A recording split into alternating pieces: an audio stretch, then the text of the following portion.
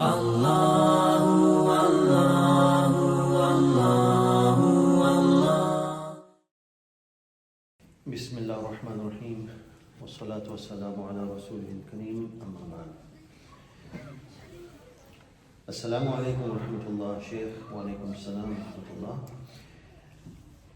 Is there anything from the Sunnah that indicates the Imam or the one leading the Salah get any more reward than the one he's leading?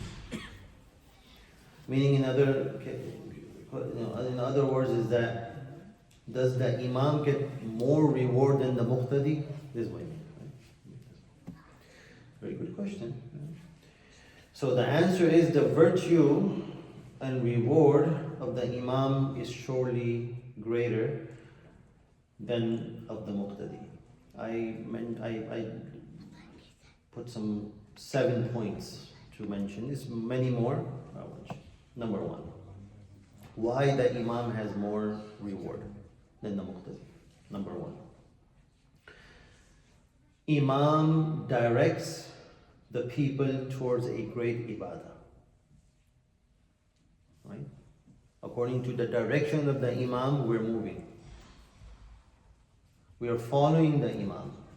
So the Imam is directing the Muqtadi.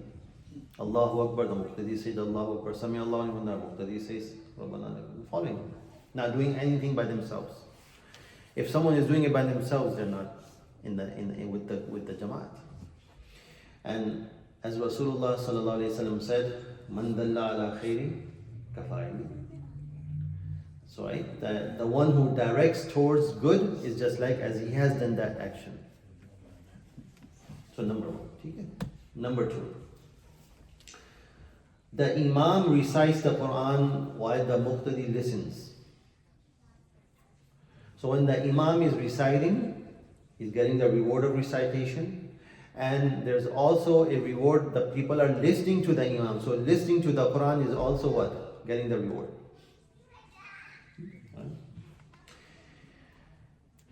Number three, the Imam bears a great responsibility of leading the Salah. It's a great responsibility, right? As we all know this, that he has that responsibility of all the brothers and sisters that are behind him. Right? And as we all know, the greater the responsibility, the greater the reward. Number four, Rasulullah sallallahu alaihi wasallam, there's a hadith in Sunan al-Tirmidhi. Rasulullah sallallahu alaihi wasallam mentioned that 3 individuals will be on the hill of Musk on the Day of Judgment. One of them is a man who lead the salah in his time, in his life, and the congregants were pleased with him. So Imam, the Muqtadi who are pleased with the Imam gets this reward. So of course, 100% people will not be pleased with the Imam. There will be some people who are unpleased, that doesn't matter. If the Imam is doing everything according to within the boundaries of Sharia, alhamdulillah, that's enough. Right? And the people are. So that is because no one is happy 100%, but the congregants, majority of them, they're pleased with him, no problem. Get that reward. So Rasulullah sallallahu alaihi wasallam mentioned a separate reward for an Imam. Number 5, Rasulullah sallallahu alaihi wasallam led salawat himself. No, of course he's saying Rasulullah sallallahu alaihi wasallam was an Imam. He was Imam of the Sahaba. He led the prayer. So by leading a Jamaat in itself is Sunnah. So that is also that someone is leading the Jamaat. He's following the Sunnah of Rasulullah sallallahu alaihi wasallam because he did it.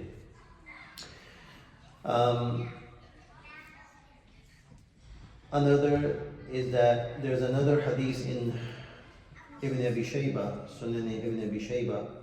It is reported that Sahabi came to Rasulullah sallallahu alaihi wasallam to ask an advice for his actions regarding his own actions. So Rasulullah sallallahu alaihi wasallam advised him to become the Imam of his people.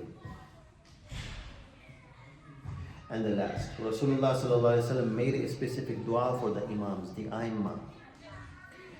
Again, this hadith is in Sunan Tirmizi. Rasulullah sallallahu alaihi wasallam made a dua, Ya Allah, keep the Imams guided. So, being an Imam, a full-time Imam, Rasulullah sallallahu alaihi wasallam made a dua for those people. Why?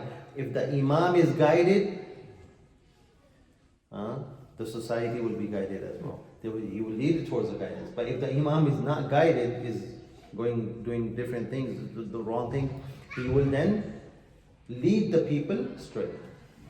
So this is a very sensitive position that Imam has. And I always say that Imamat is not a right, it's privilege. Not everyone, because Rasulullah sallallahu alaihi wasallam mentioned in detail in the ahadith that who should be the one to lead the salawat. There's conditions. If this person, if not, then this person, if not, then this person, this person. Well, it's a tafsir. I'll talk about that later on, inshallah. So this is just regarding the salah, just to lead the salah. If the position of the imam is fully considered, the position of an imam, that is something else, there's more reward. I'm just talking about the specific responsibility of leading. That's the question what was asked. And it was a good question. Okay. Related to this, what should another question? Assalamu alaikum. What should an imam do if he loses wudu while leading? Being a human being, sometimes it happens. Or sometimes, let's say, a person doesn't even have wudu and maybe thinks that I have wudu and comes in and Allahu Akbar, starts the prayer. Or while praying, wudu breaks, right? Wind comes out or blood comes out, sometimes, that's fine. Inshallah, soon I will do some course about salat, as I did previously for tahara, for adhan, and I will do salah as well, because it is very important to know the basic masail, the basic issues of salat. Number one. Number two, especially for those who lead the salat, who get the opportunity to lead the salah, that is very important. Number three, those who are behind the imam, in the time of Rasulullah sallallahu alaihi wasallam, there were specific area just for the sahaba. There were a few sahaba, 4 or 5 sahaba. No one used to go into that place. Behind, right, just behind Rasulullah. Among them was Abdullah ibn Mas'ud radiallahu anhu, and others, Abu Bakr Siddiq, Umar radiallahu anhu. Because of their knowledge, their understanding. Because what will happen that if imam breaks a salah, for some reason the wudu breaks, then there's a protocol that he's going to bring someone from the back behind and place him in the front, and then the imam will go for do their wudu and all that. So now if no one knows the masala and imam is saying it, he's going, hey, what's going on, Imam sir? What's wrong? What's going on? Right? So they will not know the masala. So it's very important for these situations. So it is very important those people who are behind the imam, 2, 3, 4, knows these masail, these are basic issues. It's not like, I'm not talking about deep, right? So what should an imam do if he loses wudu while leading? He should, because of course once the wudu is broken, the salah is broken, cannot lead the people. So what the imam should do, whoever is in the back should take him in the front. That person will lead. Continue. Doesn't have to do from the beginning. Just resume wherever the imam. Let's say for example, Allahu Akbar, Alhamdulillahi Rabbil Alameen, Ar-Rahman Ar-Rahim, Maliki Yawmiddin, wudu broke. So then the person will go, when the imam will bring him forward, we're going to start from Iyaka na'budu wa Iyaka nasta'in, and then resume. The imam will go, just do his regular wudu, and then come back and join the. That's how it is. And it is mentioned in the hadith and I mean even in the muqtadi in the back, if someone the wudu is broken, should cover the nose like this and then leave. Can cross if even from the front of the road, that's no problem, because once this is the indication that people should know the brother's wudu or the sister's wudu has broken. So don't stop that brother or sister. Just let them go. Cross it. Excuse me, ma'am. If he forgot, if he remembered that he did not make wudu at all, then The Imam, let's say for example, is here and just is in mind that I have wudu, but in reality he doesn't, and he says Allah Akbar, and right in between, they just breaks. Everyone will break to Salah. He will just announce that I forgot, I do not have wudu. I will go back and make my wudu. And come back. Just a couple of minutes, 1-2 minutes. So the Salah will not resume because the Salah did not begin anyways, because there was no wudu. What happened if he finishes Salah and then he remembered he didn't have it? He should announce. Yeah. It didn't happen. It didn't happen. Yeah, that's fine. That's fine. Everyone is, a human being. So let's say any salah this happens, the Imam completes the salah and then he remembers right at that moment, he can make an announcement. Or sometimes it happens, doesn't even remember, maybe the morning prayer, they may remember in the evening or in the morning. He can make an announcement. Now it's very easy. What's that?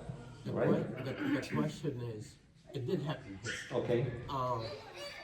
The people who prayed behind him, should they pray the Salat again? Yes. All of them? Yeah, they should pray wherever they are. Let's say it doesn't have to be with Jama'ah. Because the Imam prayer, the Muqtadi prayers is with the Imam prayer. It's connected. The Imam makes a mistake, the Muqtadi is going to follow, meaning Sajda Sahw. Even the Muqtadi didn't make a mistake. Right? If a Muqtadi has made a mistake, a minor mistake, nothing happens. He's not going to do the Sajda Sahw by himself. Right? So if the Imam doesn't have the wudu, the prayer doesn't start anyways. And the Muqtadi is following the Imam. That is why you have to have the niyyah that I'm behind the Imam. I'm not doing my prayer by myself. So we need to make sure of that. And sometimes it happens. Let's say for example, someone led Fajr with we know that okay, I have wudu, but later on remember, let's say for example in Dhuhr, I led the Fajr prayer and I did not have wudu. Then you can make an announcement, like next year Fajr or like WhatsApp or something, you can make the announcement as much as you can.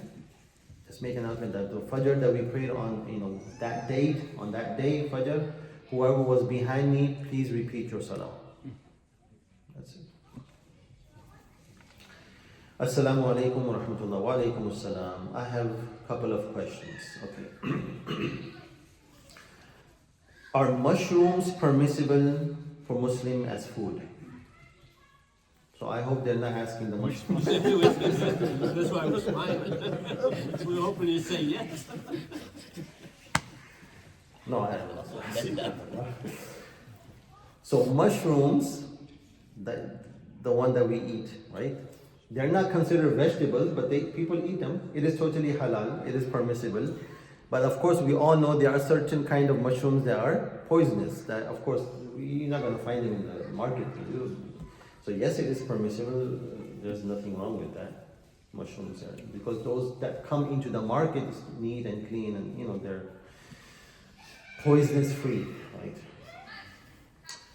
Number 2, is crab or its soups can be taken as food? Crab. Okay. According to Aimma Thalatha, Imam Malik, Imam Shafi'i, and Imam Ahmad bin Hanbal, rahimahumullah, according to everything in the ocean is halal, except for a few things. It's also, there's some exceptions in them, some few things. But crab in it, halal for them, according to them. According to Imam Abu Hanifa, rahimahullah, only fish is halal. And about the shrimps, there's a difference of opinion in the Hanafi fiqh. Some say it is halal, some say it is makruh. Okay. But other than that, only fish is halal, or let's include shrimps as well, because being makruh, it's not haram. Other than that, it is not permissible. It is haram to eat lobster, crab, and whatever it is. Okay? So I just mentioned that. So whoever wants to follow whatever, that's according to their madhab. So as I said, Aimma Thalatha, Imam Shafi'i, Imam Malik, Imam Ahmad bin Hanbal rahimahullah, according to them, halal. Right? But according to Imam Abu Hanifa, only fish or shrimps.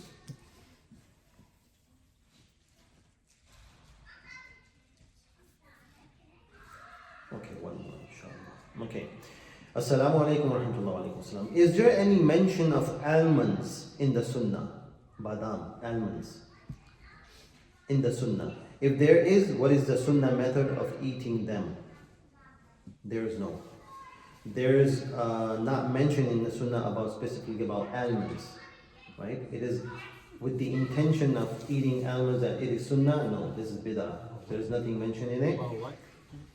You didn't- Almonds, almonds, Almonds. Oh, almonds. Almonds. almonds. Okay. The question was, is there any mention of almonds in the sunnah? No, it is not. Specifically that you eat almonds, you get the reward of sunnah. No, nothing like that. But of course, we all know that almonds are healthy. We should eat them, right? But by eating it with the intention of sunnah, no, there's no anything like that. Okay. Okay, that's it. Subhanakallah wa bihamdika. Ashhadu an la ilaha illa anta astaghfiruka wa atubu ilayk. Allah